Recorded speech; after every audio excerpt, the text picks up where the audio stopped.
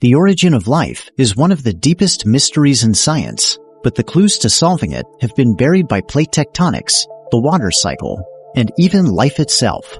For answers, scientists are looking beyond Earth to primitive asteroids like Bennu, the target of NASA's daring OSIRIS-REx sample return mission. Now, material from Bennu is revealing a lost world from the dawn of the solar system, with the right conditions to foster the building blocks of life. When scientists examined the Bennu samples, they discovered evidence of a wet and salty past. Among the dark rocks were bright veins of salts that form on Earth when brines evaporate from alkaline lakes. Searles Lake, California, is home to a mineral called Trona, which is mined as a source of baking soda. Scientists found microcrystals of Trona and other evaporite minerals within the Bennu samples, indicating that they once held pockets of sodium-rich water. Such brines are ideal for cooking up organic molecules, carbon-based compounds that are the stuff of life. Bennu is a carbon-rich asteroid, and its samples are chock full of organics, including amino acids and nucleobases. Amino acids can be bonded together in long chains to build proteins, which give cells their structure and function. Life is constructed from a set of 20 amino acids, 14 of which were identified within the Bennu samples. Nucleobases are the genetic components of DNA and RNA. All 5 nucleobases were discovered in the Bennu samples, a first for extraterrestrial material collected by a spacecraft. In addition to organic molecules, scientists found that the Bennu samples are surprisingly rich in ammonia. On Earth, ammonia is a common agricultural fertilizer. It readily evaporates at room temperature, but is more stable in cold environments, like those found in the outer solar system. Bennu is too close to the Sun to retain pure ammonia, so its samples must have formed during a more distant, frigid past.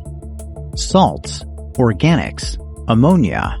Thanks to OSIRIS-REx, we can now piece together these clues to tell a likely origin story for asteroid Bennu.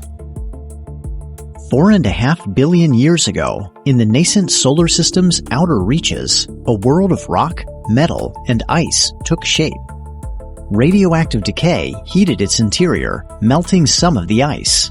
Pockets of mineral-rich water reacted with formaldehyde and ammonia to produce organics. As the water dried up, the dissolved minerals crystallized, leaving bright veins within the rocks.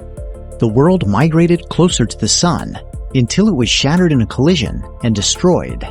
Bennu accreted from the rubble and drifted further inward, eventually settling into a near-Earth orbit where it could be reached by OSIRIS-REx. Our planet was bombarded by asteroids like Bennu early in its history, suggesting that many of the same organic molecules were present on Earth before the dawn of life.